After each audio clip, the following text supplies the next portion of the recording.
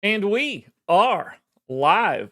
Welcome to the NBA Strategy Show. It is Tuesday, February 4th. I am Josh Engleman, here to break down a 7-game NBA slate. We've got a game locking at 7. We've got 3 games locking at 7:30. We've got one more at 8. And then we take a 2-hour break to lock 2 more games at 10 o'clock, one of which will be pretty interesting. So hit that like button, subscribe to the channel.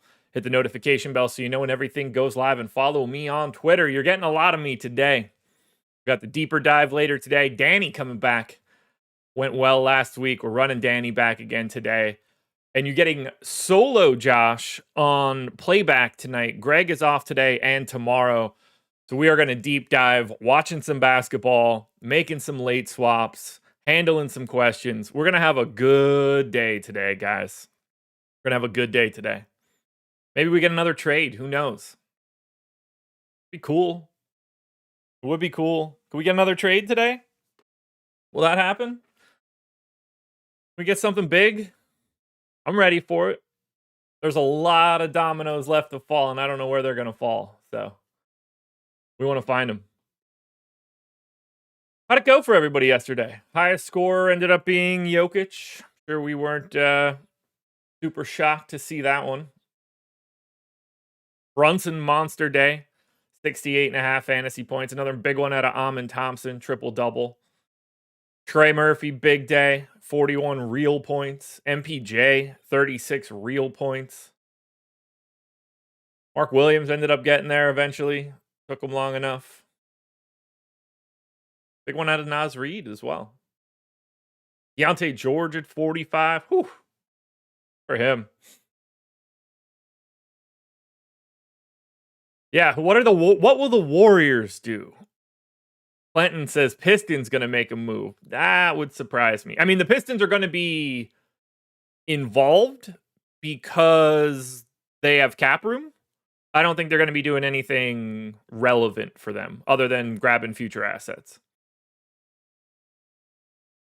You think these other teams are seeing other stars being traded and don't bother with Butler anymore? I mean, this certainly made Jimmy Butler a lot less appealing. That's for sure. Man, we got a lot of deals yet to come. I think we're going to have a pretty crazy next 72 hours. It's going to get insane. I mean, just think about the Pelicans. Do they trade Brandon Ingram? We haven't talked about Brandon Ingram in ages. That dude could just be on a different team in 2 days. It's the run up to this playoffs is going to be great. How we shuffle these deck chairs, man. It's going to be fun. Ingram to Detroit. I mean, sure. Ingram to Atlanta. Yeah, I don't like that fit. Zion to the Lakers. That one's impossible. That one's not going to happen.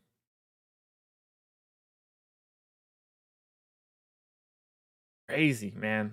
We're about to have some really fun basketball stories in the next couple days. Jimmy to Orlando. Yeah, don't do that. I have no idea where Jimmy Butler's going to go. If Jimmy Butler were willing to play for a team that would make a little less sense, then I think Jimmy Butler could have a real market. But he's not going to do that. Right? Why would he? Why would he? If you're Jimmy Butler, don't you kind of want to go to shit, I don't even know. There's not even a really good example. Where would Jimmy Butler even go? Seriously, where does Jimmy Butler go? I don't see it. I really don't see it. Sixers, I guess, makes some sense. Back to the Bulls? I mean, why would he? In My Lifetime says trade PJ and a guard for Jimmy. That's the problem. You have to trade way more than that. The salaries to get Jimmy Butler for Dallas are essentially impossible. I mean, they're there, but It's not easy. You got it 48.7 million. Like, Clay is 15.8. PJ Washington is 15.5. We're still 17 million short. You add Gafford. Now you're at 44. How short are we at that point? All right, we're in right there, but we also have roster spot issues. And then we got to talk about what's going, like, would the Mavs even want to do that? Doesn't make any sense. It doesn't make any sense. If Dallas in my life says, if Dallas in win now, they might just pull the trigger and trade the house. If they were in win now mode, they wouldn't trade Luka Doncic. If they were in win now mode, they wouldn't have made a trade that made them less likely to win now. Oh, S&P. If Middleton ends up on Miami for Jimmy Butler, the way that that comes full circle is truly incredible.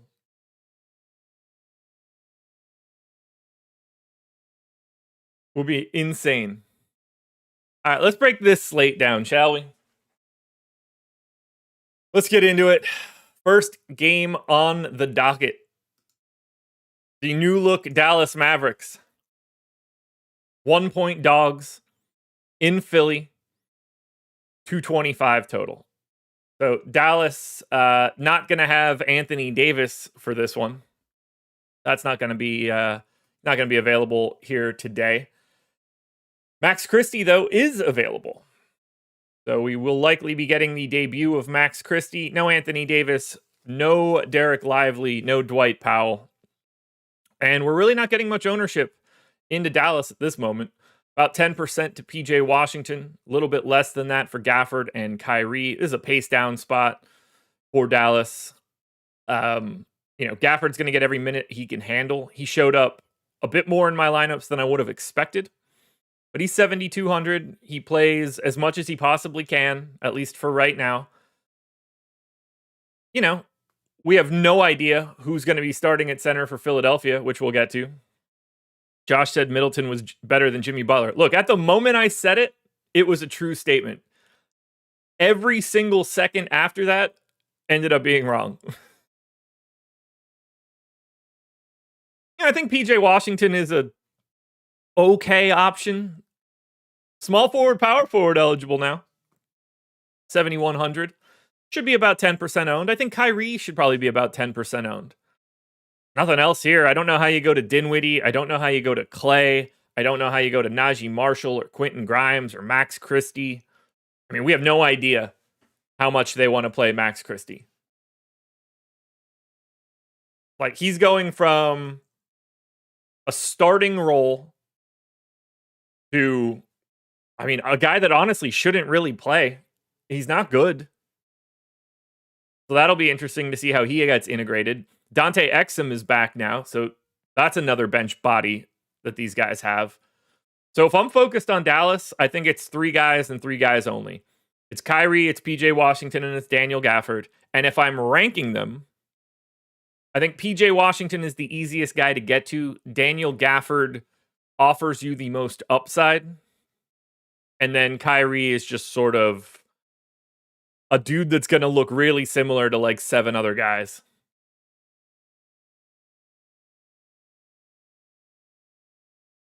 Yeah, S&P. It's pretty easy to be efficient when you can only play 22 minutes a night. God, he breaks my heart. Look, I've shown this on the screen before. But you can see exactly when I said Middleton was better than Jimmy Butler in this Darko chart. It happened. Oh, that looks dumb. Can I? Anyway, it happened right here. Right here when these 2 lines are basically touching each other. That is when I said, I would rather have Chris Middleton than Jimmy Butler. And then all of a sudden it went whoop and whoop. Brutal. So bad. All right. Now on the Philly side, we're basically not going to talk about these guys right now. There's nothing we can do. Andre Drummond is questionable. He's been missing for a couple of games. Joel Embiid is questionable for today. Eric Gordon is questionable. Caleb Martin is questionable. KJ Martin is questionable. The only guys that we know aren't playing today are Paul George and Jared McCain. So, depending on who's in and who's out for Philly, this might look way different. Like, Joel Embiid is 8,400 on FanDuel today. He's currently projected for 35% ownership. If Embiid is in, he's going to be one of the more popular plays today on the FanDuel side. On DraftKings, he's still 9,600, so, he becomes like a contrarian option. But, we don't know who's playing for Philadelphia. They could have four, all of these guys could be out again, like they have been for the past few games. Or they could all be back, at which point we're probably not playing much of Philly. Maxey looks okay, but it depends who's in. Oubre's still playing big minutes, but his price is already as high as it could be. Does Justin Edwards start, or does Justin Edwards go back to playing no minutes off the bench? We need a lot of answers. 100 minutes of Philadelphia are currently questionable. So, pay attention to Joel Embiid if he's in, because his FanDuel price is low enough that he is very interesting. Otherwise, we need to find out who's actually going to play for Philadelphia today. Otherwise, we can't really break it down.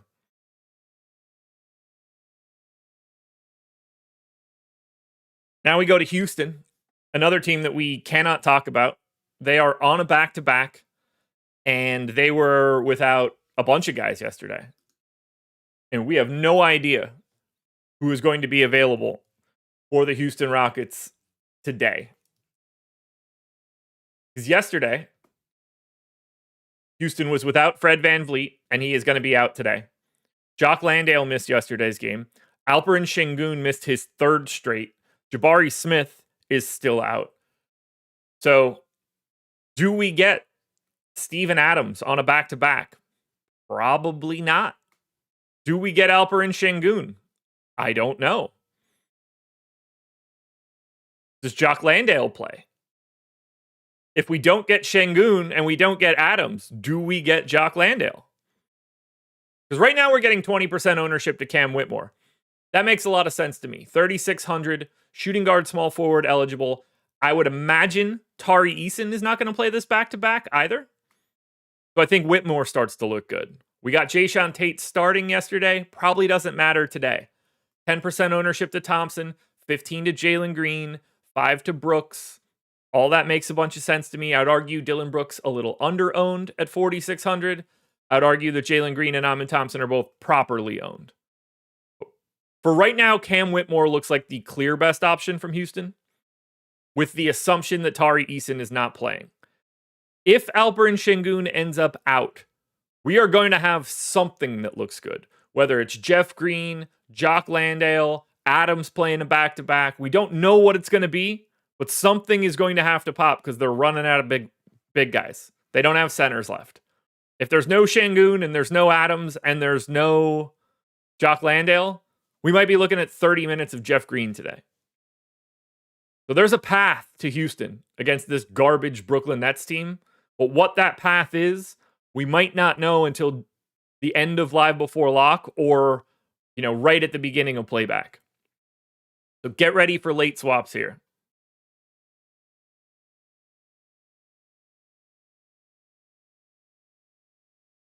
Slim. Amen Thompson is 2 laps ahead of Jalen Green in the pecking order.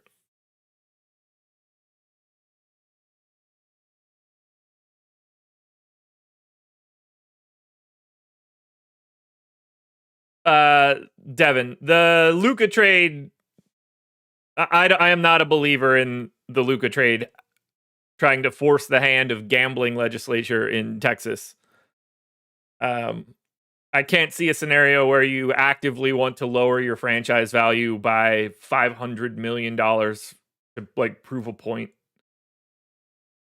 You just don't trade him. That's it. Yeah, I mean, the more likely scenario is that Amin Thompson does not learn to shoot. That might not matter at all. It might not matter in the slightest. It all depends. Look, if he learns how to shoot, then that unlocks Super Thompson. But then it just makes it a little bit more difficult to plan around him. You need a shooting 5. He's good, man. He's really good. He's really good. He's young, man. He's got plenty of time. Plenty of time. So Brooklyn. Well, they're not getting much ownership, so that's helpful.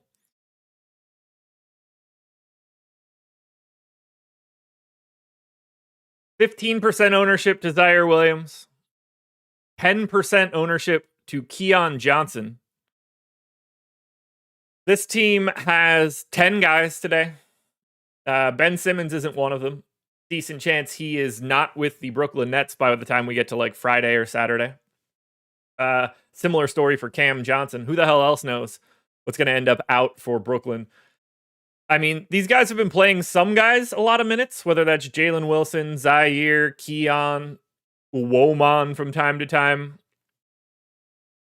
I don't know how you prioritize anything from Brooklyn. I would say for pretty much for sure, Zaire Williams looks good.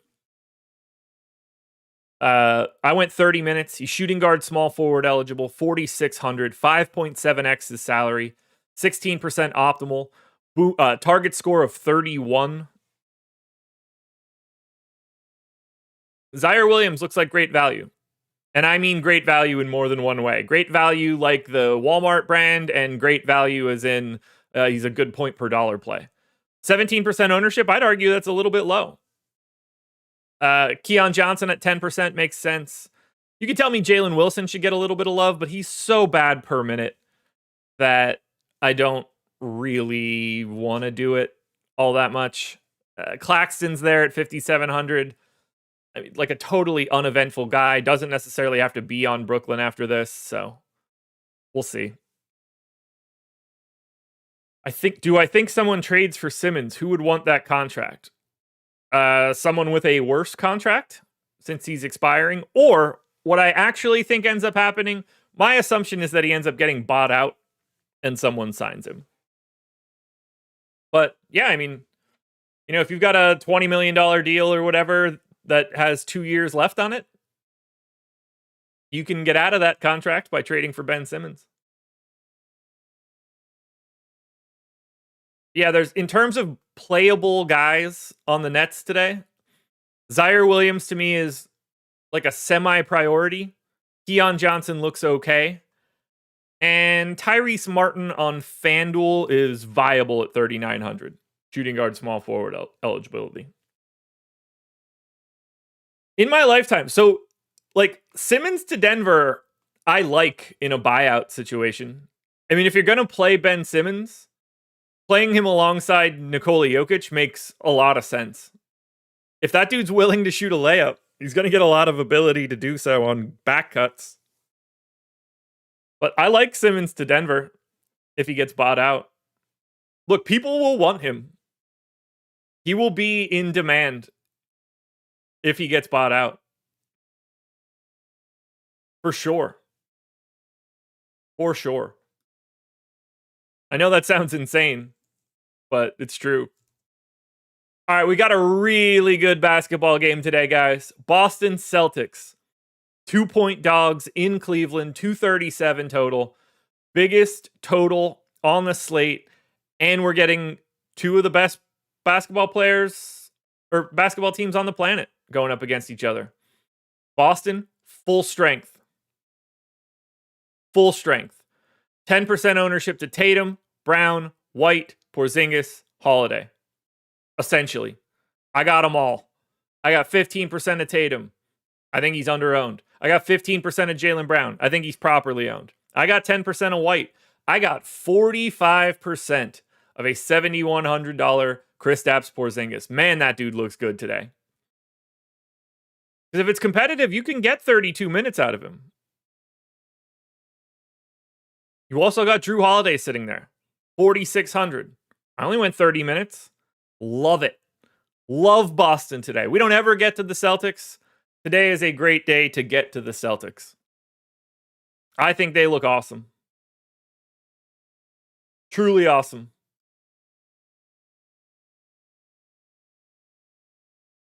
Einsteinium, you don't know why the total is this high? It's because this is the number 1 and number 3 offense in the league. Yeah, give me Boston, man. If I'm ranking Boston, it's Tatum, Brown, Porzingis, Holiday, White. But I want all of these guys. We could get real minutes. Like, obviously we expect 35, 36, 37 out of Brown and Tatum. There's no reason that we can't look at Derek White playing 35 or 36, that Porzingis plays 32 or 33. Drew Holiday gets, 32. I think these guys look amazing. And I'm more like 7,100 for Porzingis. You need 43 fantasy points as a target score. I would not be surprised at all for Porzingis to have 43 fantasy points today. 56 out of Jason Tatum. Is that so crazy at 9,800? No. 48, 47 and a half for Jaylen Brown. All of these targets look great. Yeah, I get it. Cleveland's defense is good. This is the third best offense in the league against the number 1 offense in the league. And Cleveland's 7th in pace. Boston's 25th. This is even a good matchup from a pace perspective. Give me the starters. Give me the Boston starters. They're going to start clicking. They're going to beat the brakes off of Cleveland. I like some parts of Cleveland, though. We've got 10% ownership coming into Mobley. We've got 15 coming into Garland. Call it 5 to LeVert, 5 to Allen, 3% to Donovan Mitchell. And I would argue that's right. Garland, pretty clearly to me, as usual, the best option from Cleveland. He's $1,000 cheaper than Donovan Mitchell, but he's like the same per minute guy. Mitchell's a hair overpriced. Garland's a hair underpriced. Mobley at 8K with the power forward eligibility? Sure. 47.5 fantasy point target? Yeah, that works for me in this matchup. $6,400 Jared Allen? Yeah, if he's ever going to play more minutes, today's the day. LeVert back now off the bench. $3,800? $3,800 Karis LeVert with an MPE. Yeah, you should probably be like 10% owned. You need 27 fantasy points here. Can't do Strus or Niang or Jerome at this point. I'm ranking Cleveland. Garland 1, Mobley 2, Allen 3, LeVert 4. Then I probably get to Mitchell at 5. Mitchell's contrarian, that's for sure. I don't think he looks great. I want Garland. Very easy to get different with Jared Allen.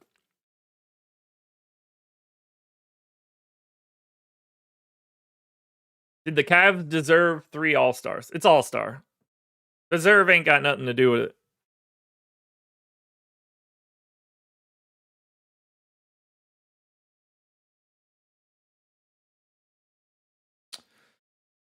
What do you guys like from Cleveland? I mean, I'm excited. I assume this is a national TV game, and we're not going to be able to watch this at least for 15 minutes on playback. Let's see. Celtics, Cavs, TNT. Yeah. All right. So we're going to get Dallas, Philly to start playback. And then, I don't know, we'll probably switch to like Knicks, Raptors. Ugh. Gross. Gross. Ronald Hill likes Allen. Slim Lancaster likes Donovan Mitchell.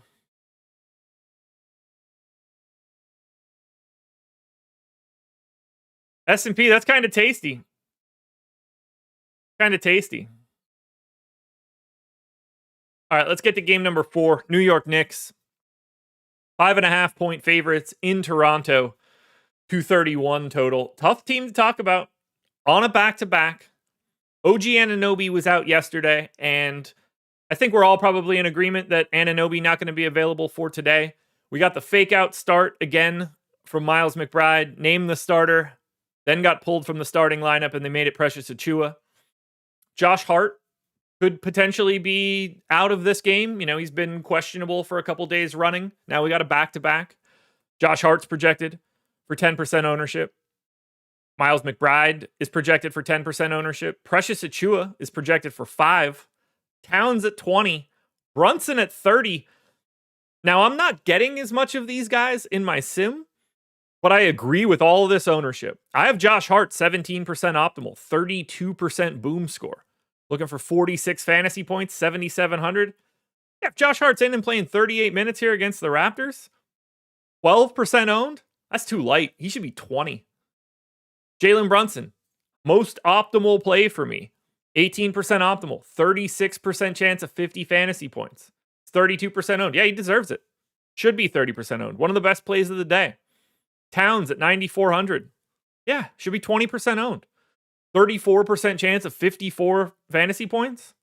Absolutely. Precious is under-owned, I'd say, at 5,700, but, him stepping into the starting lineup here is pretty limiting. Bridges, 6,300, shooting guard, small forward eligible. No ownership. Yeah. Give me him as a pivot. McBride off the bench at 3,700, playing a couple extra minutes today? Yep. That works. Probably be 15% owned, not 12. Knicks look great. As of right now, they're the third most owned team. I think they deserve every bit of that. And it could look even crazier by the time we get to lock. But I think we're safe in assuming that there is no Anunoby in this one. No OG return to Toronto revenge narrative. His teammates are going to have to get it done for him. Now, on the Toronto end, Chris Boucher is questionable. Bruce Brown is questionable. Emmanuel Quickley has been back for 2 games. He has not been playing real minutes. To me, he is not possible to get to. We are getting, call it 15% ownership to RJ Barrett and about 15% ownership to Grady Dick. Both of those look good to me. I'd say I prefer RJ Barrett just slightly to Grady Dick, but I did get more of Grady Dick. 4K shooting guard makes it a little bit easier. Jakob Poeltl looks fine in that 5 to 10% range. I think Scotty Barnes looks fine in that 5 to 10% range. 9K, point guard, shooting guard eligibility. I don't think it's possible to roster anyone from the Raptors that isn't Barnes, Barrett, Poeltl, or Dick. And I don't think it matters whether Bruce Brown or Boucher play for those types of things. Maybe Akbaji if they both end up out. But if I'm ranking Toronto, it's Barrett, Dick, Barnes, Poeltl. You need a lot out of Barnes. You need 52. It's not likely, but I like him as a pivot. But the Grady Dick minutes are there. He's not the worst per minute guy in the world. He's not the best. He's not the worst. 15% of him seems reasonable. And then for RJ Barrett, it's just a position thing. That price and small forward eligibility, very unique. That's where I want to be for Toronto. All right, schedule for the rest of the day. A little different. I mentioned some of it earlier. NFL strategy show coming up next, 10 a.m. Laffy and Ben talking Super Bowl. Super Bowl Sunday coming up this weekend, everybody. You ready to eat your chicken wings? We've got the NHL strategy show at 2 p.m. I will be back with Danny Burke at 5 o'clock for the deeper dive. Matt Bellman and Eric Lindquist will be breaking down everything for you on Live Before Lock. And then I will be back on playback at 7 p.m. breaking down every bit of news that shows up. I'm running the ship today. It's a solo endeavor. We're going to have some fun. Slim Lancaster, Super Bowl Sunday. Birthday. I got mine next week as well, Slim Lancaster. Did DK bail? I liked him. No, he didn't. He didn't. Just moving stuff around. But to my knowledge, he hasn't gone anywhere. I hope not. I like DK as well. Alrighty, Miami Heat. This is the 8 o'clock game. Final game before that 2-hour split. Ooh, Brandon, you're the 10th? Yeah, I'm the 12th, brother. Slim, I got a good friend of mine shares your birthday. Miami Heat 4-point favorites in Chicago. 227 total.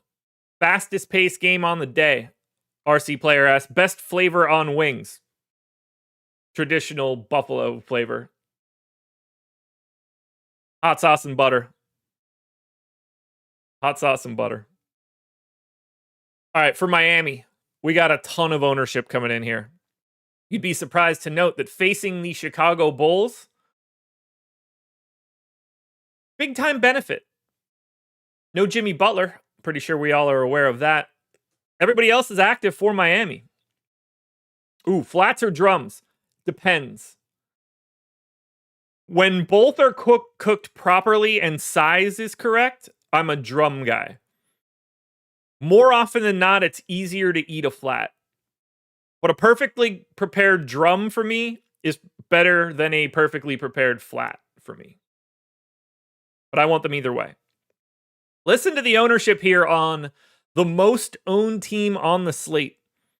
20% to Tyler Hero, 30 to Bam Adebayo, 20 to Kel'el Ware, 10 to Duncan Robinson, 15 to Rozier, 15 to Jovic, close to 25 on Jaime Jaquez. Now, I do not agree with that Jaime Jaquez ownership. However, this man is in 40% of my lineups because he's 4,300 and he has shooting guard small forward eligibility. Nikola Jovic is in 40% of my lineups, 2xing the field. Power forward center, 5K, playing 28 minutes a night. I've got Duncan Robinson, 3x the field, 4,500, shooting guard only, playing 28 to 30 minutes a night. I'm over on Rozier. I'm double the field on Tyler Hero. Little bit under the field on Kel'el Ware, 6,100 center only, a little limiting. And I'm half the field on a power forward center eligible $7,900 Bam Adebayo. But ultimately, there's 138% ownership coming into Miami, and I have 200. So big stands on Miami because the matchup is perfect. Pace up spot. Horrific Bulls defense. Every bit of this looks great for Miami. Now, I would say Tyler Hero is properly owned, and I'm happy to get over the field. Bam Adebayo is probably a hair over-owned, but does look really good and probably grades out as your best option from Miami. Kel'el Ware just looks solid, 20% owned. Duncan Robinson's under-owned at 8%.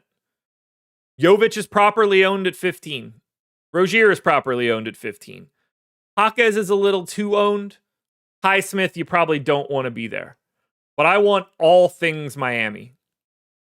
This is clearly the best team on the slate. Not even a conversation. And in theory, on the off chance that they get into a trade today, could look even better. But this is the premier team. Chubb says Vooch for 50 tonight. This is a dreadful matchup for Nikola Vucevic. Not one, but two bigs. What is he going to get done?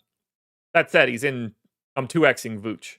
Vooch is 10% owned. Kobe White's 10% owned. Dosunmu's just short of it. Giddey's at 10. Lonzo's at 10. Obviously, find out if Trey Jones, Kevin Huerter, and Zach Collins are available. I like Giddey at 6,900. Nice.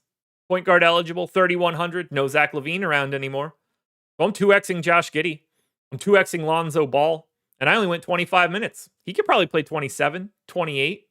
He's also a trade candidate. So Chicago could get a little weird today.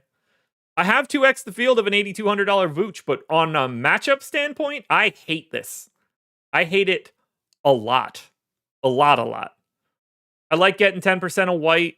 5 to 10% of Dosunmu seems fine. A couple shares of Patrick Williams wouldn't be the worst. I'm ranking the Bulls. It's Giddey. It's White. It's Dosunmu, Vooch, Patrick Williams, Lonzo. But I have too much Alonzo. But it's not a good spot for Chicago, but I like their salaries because of freeing up the Zach LaVine usage and playing time. So it's a bit of a tricky balance here for the Bulls. But we do need their injury status as well. We need to know if these guys are going to be available today.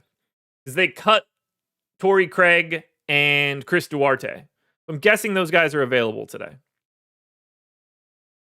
But yeah, I think it's a Josh Giddey day, guys. Lucky us. You know what else it is? It's an SB 75 day. 75% off Odds Shopper and the Portfolio EV tool right now, all the way up until Super Bowl Sunday. This is the way to do it, guys. Come in for a month. Pay 25% of the normal purchase price. Take a market-based approach to beating sports books or pick'em sites. Whichever one. If you're in a legal sports betting state, this is going to work great for sports betting. If you're in a legal pick'em state, it's going to work great for pick'em. If you're in both, like me, then you're in great shape. You can sign up and get expected value, expected win rates, parlay builders, odds boost calculators, live odds, portfolio building. All of our historical recommendations are there for you to query so you can see how we've done on those particular props. It's all there for you. And you can get in for 75% off using the promo code SB75. All you got to do, click the link in the description of this video.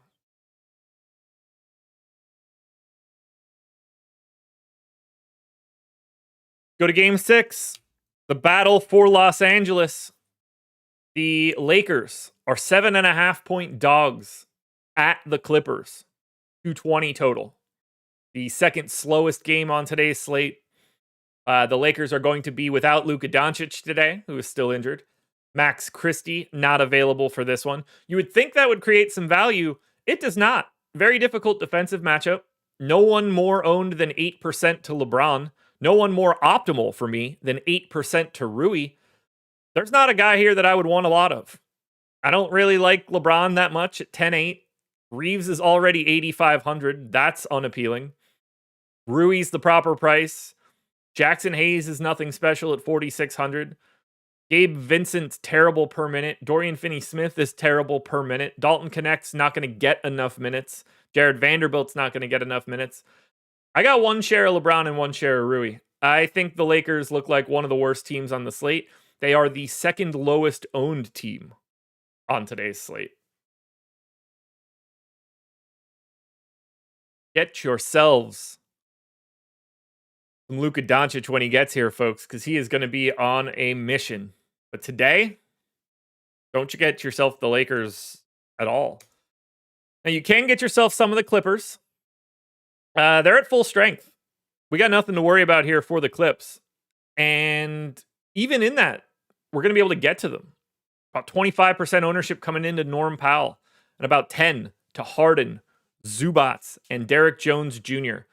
Kawhi Leonard is 7K. I think we're getting to the point where, like, you could click him, and it's not the worst idea in the world. I got more of Zoo than I got of anybody else at 7,400. I love this spot. In case you didn't hear, the Lakers don't have a real center right now. So using a $7,400 Zoo feels like a pretty damn good idea. 9% owned, using 20% of my stuff. I didn't get any $9,200 Harden. And I am about a third of the field of the $6,900 Norm Powell.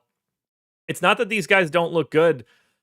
They just don't, like, Norm Powell doesn't look 30% owned good. You know, Harden looks like he should be 10% owned. I just don't have him. Derek Jones is a 10% guy. That makes sense. But I think Zoo is pretty clearly the best guy here for this matchup. And the fact that it's 7,400, I think he's a hair underpriced. Yeah, revenge narrative as well for Zoo. He could have been on this shitty Lakers team. Well, not shitty anymore. Now they have Luka Doncic. Probably a good thing. But yeah, I'm a little anti-Norm Powell ownership. Harden's fine. My eye would be on Zoo and Derek Jones Jr. as the two best options from the Clippers. Obviously, Powell is popular. I'm not super worried about it. And then we get to the final game of the night. And we basically can't talk about it. The Indiana Pacers are 5-point favorites in Portland, 233 total. Now, the Pacers played yesterday. The Blazers played yesterday. They're both on a back-to-back. Miles Turner didn't play yesterday in the front end of the back-to-back. And Miles Turner is in trade rumors. We have no idea if Miles Turner is going to play. If he doesn't play, Thomas Bryant's the best play on the slate. He's 3,200. He's center only. Currently projected for 60% ownership. I have Turner in for right now because I have no idea what's going to happen here. But if Miles Turner is out, Thomas Bryant is the best play that we have on the day. And then you see bumps to Obi Toppin and Jarris Walker. Who knows? Maybe somebody else sits for the Pacers. But right now, there's no ownership coming into anybody other than Thomas Bryant. And that's really the only way we can talk about this one right now. But Thomas Bryant will be the most popular play today if we get Miles Turner news early enough.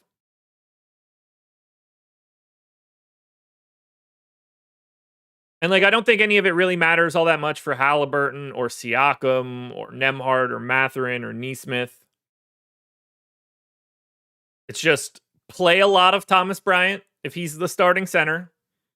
Don't really play much of the Pacers if Miles Turner is the starting center. Now for Portland, they played an overtime game yesterday and beat Phoenix. We have no idea who's going to be playing this back-to-back. Does Ayton play the back-to-back? Does Klingon play the back-to-back? Do neither of them play the back-to-back? Does Jeremy Grant? We don't know. Do the guards get more minutes? They played everybody 40 yesterday. I don't know what we do here.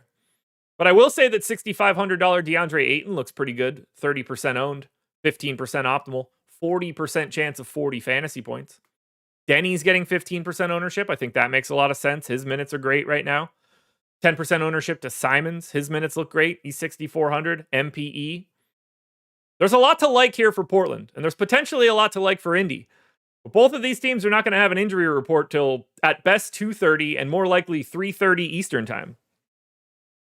Those things are going to make it tricky. It is going to put us in a scenario where late swaps before 10 o'clock are going to be very, very important. That is the slate that we have at our fingertips today. Made it through pretty quick. We didn't have as much trade news to talk about. You get NFL strategy coming up next. Not too many NFL shows left these days, folks. Super Bowl Sunday coming up.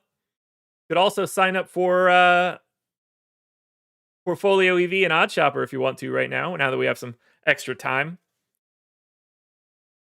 But I think we've reached the end of the line here, guys. Here are my top 10 plays on both sites for right now.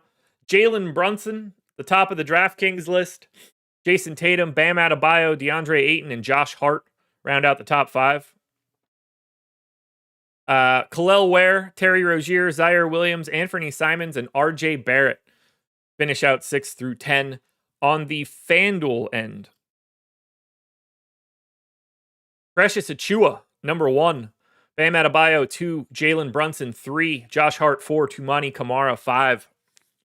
Hero, Simons, Tatum, Ware, and Amin Thompson round out the rest of the top 10. S&P, I will ask about that. I agree that should be there. So I will check that out for you. Good luck, everybody. Hit that like button on your way out the door. Contenders video will be out in a couple minutes. And then we gear up for the rest of this lovely 7-game slate. So enjoy yourselves. Have a good Tuesday, everybody. Go watch the NFL Strategy Show. Listen to this show on podcasts anywhere.